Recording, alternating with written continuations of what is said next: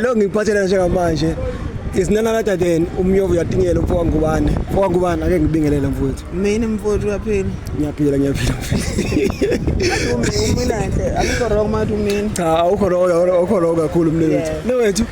ngifike namhlanje ngizokcongratulate mfowethu. Ngomsebenzi wethu owenzile oncomekayo mfowethu. Akwandele bani njengamanje ukuthi umculo wamaskandi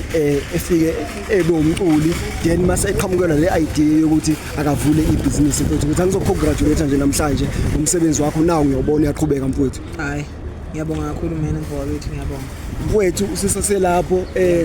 ngifuna ukuzwa la mfowethu ngoba ngishilo mfowethu ukuthi akwandele bani ukuthi uqhamukele idea umculi kumaskandi mhlambe bancane bayabili bayabaleka mfowethu ngifuna ukuzwa kuwena ukuthi le idea wayicabanga kanjani ukuthi mfowethu hayi ake ngivule ibusiness njengamanje nali ibusiness lakho liyarana njengamanje mfowethu.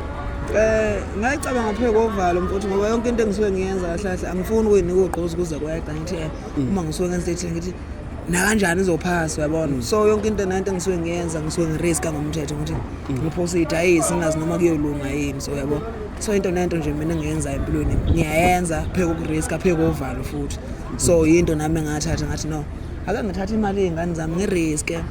into ethile ngoba ngiqala phela ukuriska ngoba nginawo amanye amabhizinisi but ngathi ake ngiphinde futhi ngiriske ngaleli lokudla futhi nangempela mfowethu kukhombe abantu nabo kuyeseka kakhulu into engiyiqalile okungijabulisa kakhulu futhi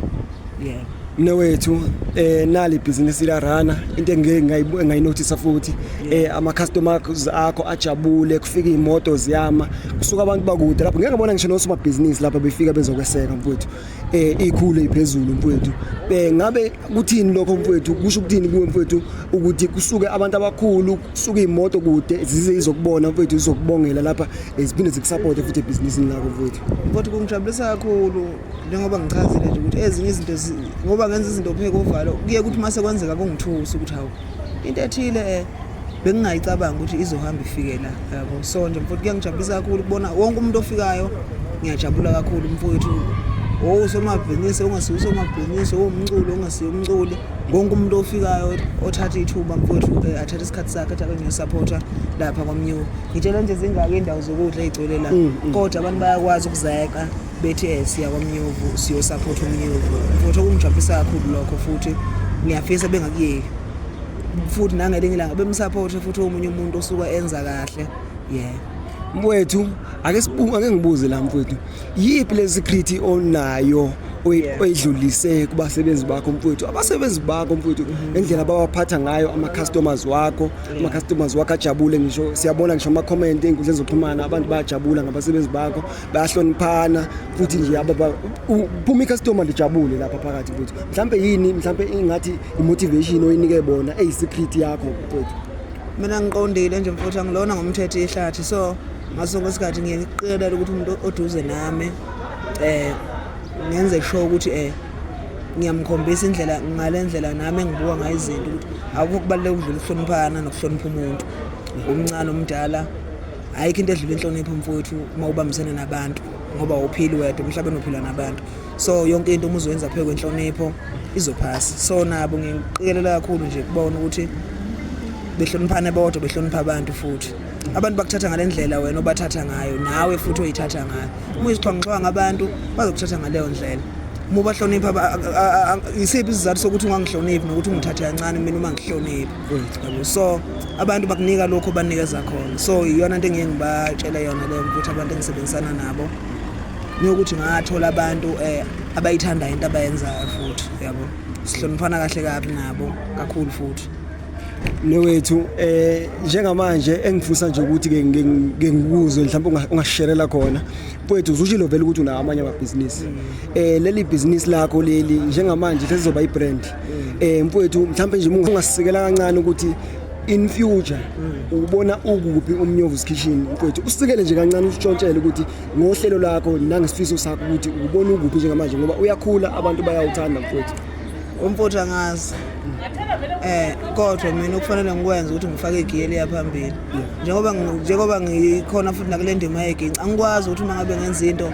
engiyikhiphela abantu bese kusho mina futhi ukuthi kuzoshiya ikhotha uma engasashiya ikhotha ngathi leyo nto ilimaza mina ngaphakathi so kufuneka umuntu ube nama hopes ukuze kweqe wena kwakho yenza into yakho nje mfowethu uhambe ngepace yakho ungakhompete namuntu